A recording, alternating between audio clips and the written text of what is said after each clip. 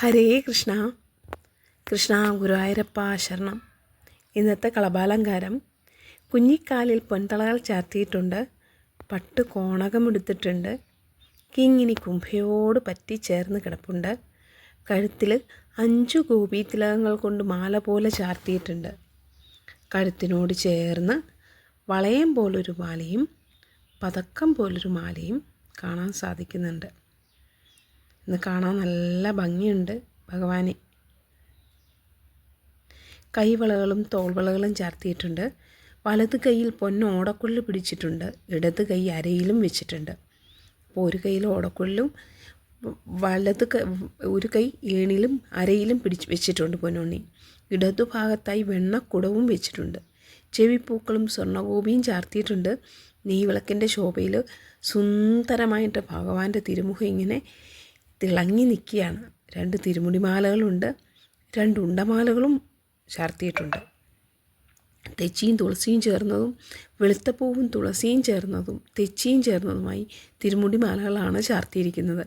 തെച്ചിയും തുളസിയും വെളുത്തപ്പൂവും ചേർന്നതും തെച്ചിയും വെളുത്തപ്പൂവും ചേർന്നതുമായി ഉണ്ടമാലകളും ചാർത്തിയിട്ടുണ്ട്. വിധാനമായി താമരയും തുളസിയും ചേർന്ന 2 ഉണ്ടമാലകളും തെച്ചിയും തുളസിയും ചേർന്ന 2 ഉണ്ടമാലകളും തുളസിപ്പൂവ് മാത്രമായ 2 ഉണ്ടമാലകളും ചാർത്തിയിട്ടുണ്ട്.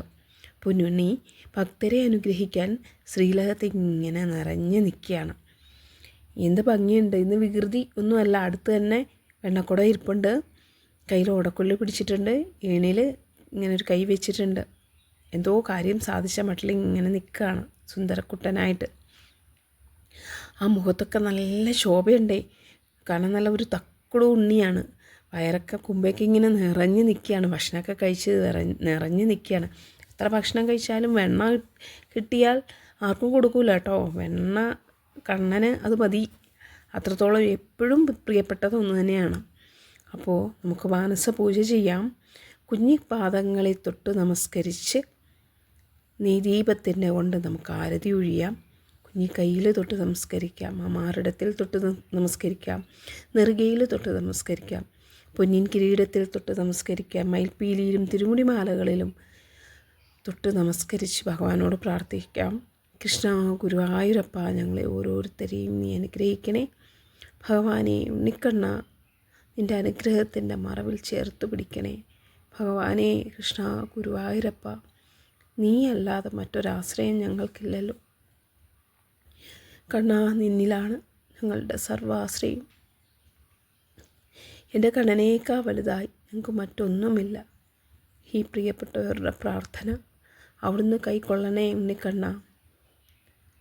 നീ മാത്രമാണ് ഞങ്ങളുടെ ആശ്രയം.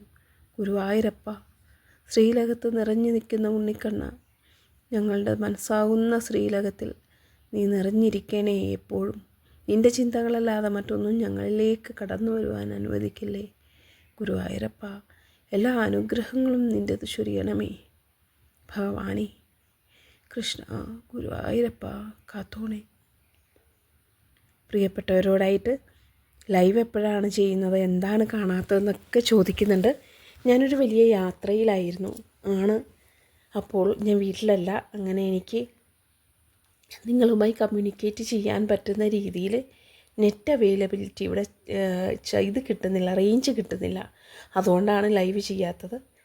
നമ്മുടെ പ്രഭാഷണം സംബന്ധമായ ഭഗവാന്റെ സത്വചനങ്ങൾ സംബന്ധമായ കാര്യങ്ങൾക്കാണ് വന്നിരിക്കുന്നത്. ചില നല്ല കാര്യങ്ങളിലേക്ക് ഭഗവാൻ എന്നെ കണക്റ്റ് ചെയ്ത് വിട്ടിരിക്കുകയാണ്. നിങ്ങളുടെ ഒപ്പം തന്നെ ഞാൻ ഇന്നും ഉണ്ടാവും. കൂടുതൽ വീഡിയോസായിട്ട് ചെയ്തിടാം. ഇന്നു മുതൽ റെഗുലർ വീഡിയോ ഉണ്ടാവും.